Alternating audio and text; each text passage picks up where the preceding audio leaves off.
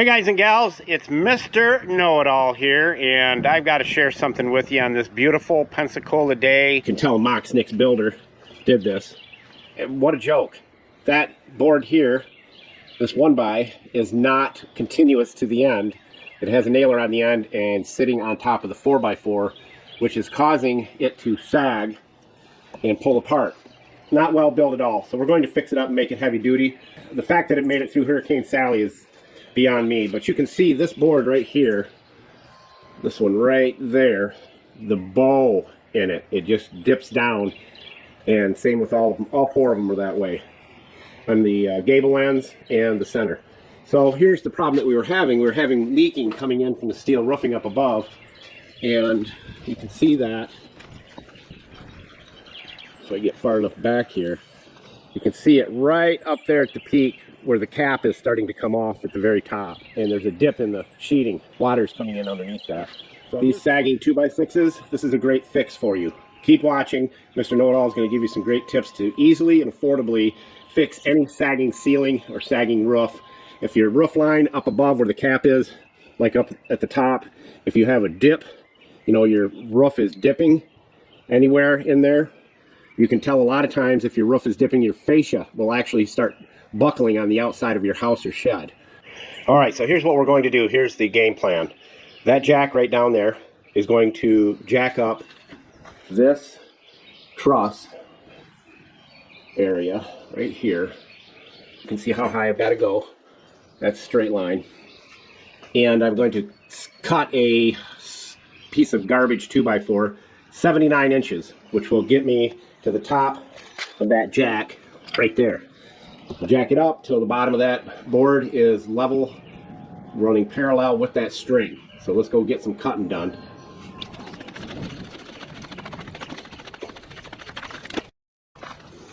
The 2x4 junky one that we used for the concrete driveway.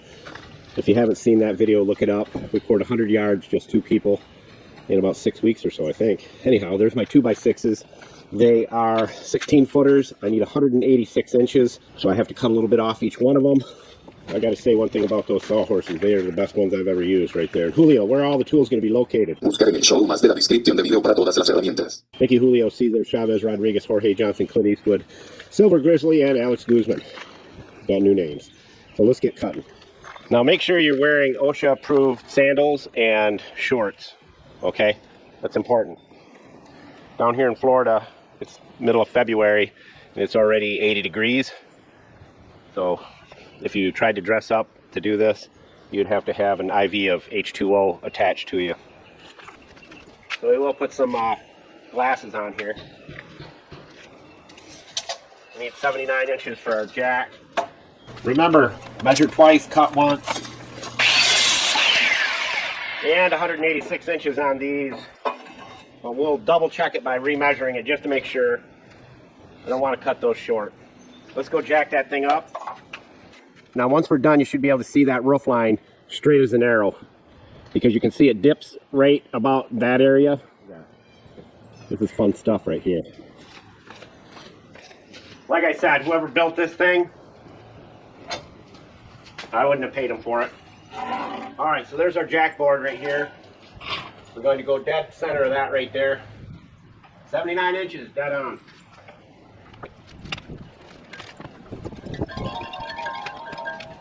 And you just want to make sure that your jack board is not too far forward or too far back. Now all we should have to do is jack that up until the bottom of it comes flush to that string.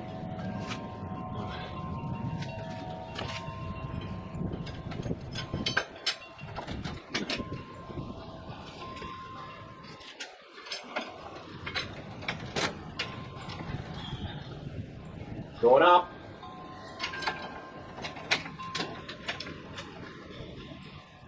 We got about 3/4 of an inch to go. But what it's doing is it's pushing that whole roof up. I would say right there. That looks beautiful. Very nice.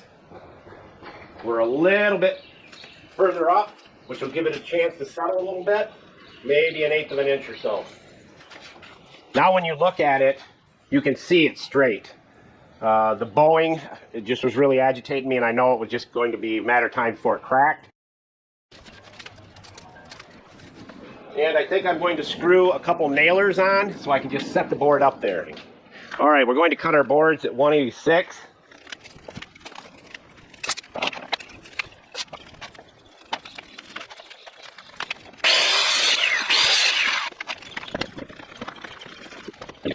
I'll show you what I did here. I took a piece of 1x, screwed it to the bottom so I can just set the board on it, and I can do a 2-person job with 1 person. And I put the string I put the string below it so I can check it again. And you can see where it's at. It's dead noodles. I'm going to pre-fit it before I do any screwing and gluing. Now, if you're doing this in your house and you have drywall, you can do this same thing. You'll do a jack like this with a jack post. You'll have to use a piece of 3/4 inch plywood, maybe 1 foot by 1 foot. Put it up on the ceiling so that you don't wreck your drywall too bad. And you'll do it under the sagging trusses, each one of them, and go up in the attic and put your nailers along that truss that's sagging.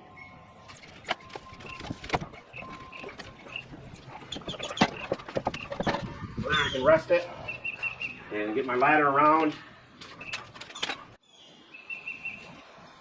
I'll leave that board there just like that, and I'll put my glue on.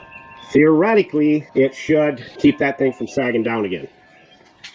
And I'm going to start here because I've already got the ladder here. So, and I put a lot of glue on.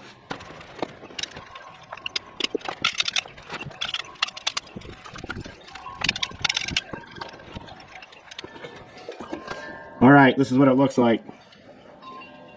It's a menagerie of glue. I don't want to do this again. I like making things bulletproof. So let's push it up there and put some screws in it. And I will leave that jack underneath there for at least a day till the glue really sets up good.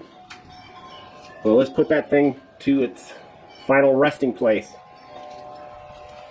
Okay, here's the screws that I'm using. These are beasts. Probably the best Torx bit screws you can get. 2.5 inches long.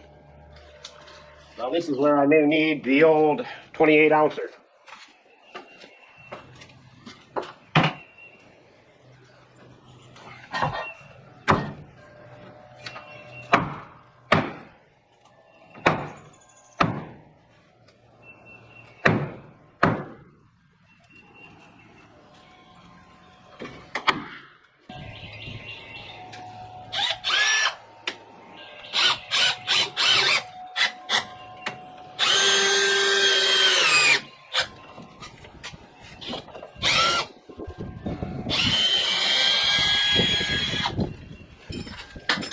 Alright, so now what I'm going to do is I'm going to zigzag these screws.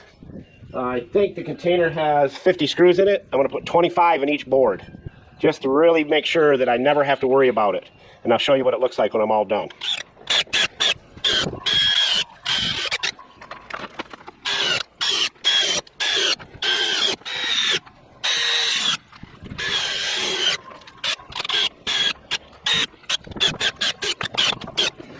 All right, that should be 25. I'll count them, make sure I have it equally in there, but as you can see, it is on there like nobody's business.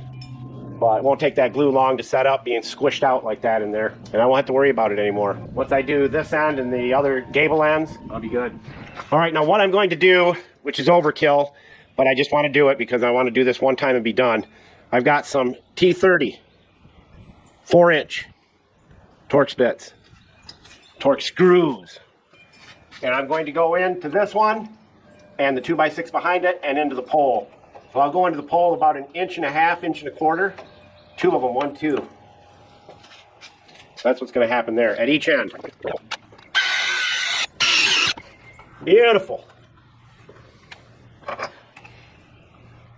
Slight angle, perfect. Beautiful. I'll show you before my battery runs dead. Now I put extra screws here because it's the center of the board. You can see the glue oozing out under there. And then the two 4-inchers are there. And I hit the pole perfectly. Nothing poking out on this side. That should be bulletproof. And I only have 6 days in construction in my life, so I'm just kidding. I got 265 years of building experience. I'm just messing with you. And I'll show you what it looks like when I'm all done with the two center ones and what the roof line looks like. All right, we got her done. I'm going to share with you what we did. Lily's getting some good chlorine in her system there out of the pool. But it is February 29th, and this is what it's like in Florida. That fireball in the sky, that's why we moved down here. I think it's 40, 85 degrees. Let's get cracking. There's little Lucy getting some sun. All right, here it is. It's extremely strong, straight. It straightened the whole roof line out. And like I said, if you have drywall in your ceiling and you notice it's sagging, you can do the same thing here, but you've got to get up in the attic to attach this to your truss. And you will jack up your ceiling wherever it's at using whatever you have to jack it up with. Floor jack works good. Or cut a 4x4 that's the exact length you need. Jack it up and put that under it until you get done with the process. But you'll need to put a 1 foot by 1 foot square panel on the drywall so you don't crush the drywall. And it may indent it a little bit around the outside edge, but you'll be able to fill that and retexture it or however. But you can get your ceiling in your house back up. But this works really good for pole barns and sheds that are exhibiting, there's a big word for you, the sagging ceiling problem. But this one here, this is so strong, it's unbelievable. Take a look at what I did here. And I didn't have the camera ready when I did it. I got all giddish and high strung for a moment to go up there and do this, but this was really sagging. It's a 1x4 that they put up there, and it's a joke. So what I did was I had to do some scabbing.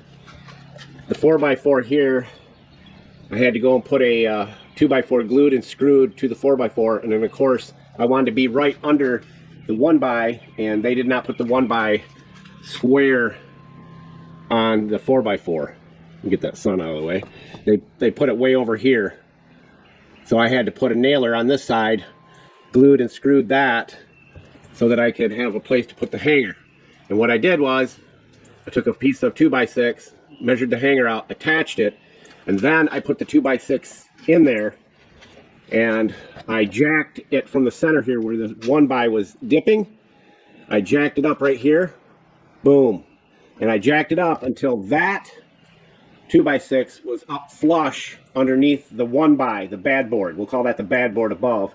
Then I put the hanger on, and bingo, it straightened that whole, and completely reinforced it, but it straightened that whole ceiling rough line out perfectly.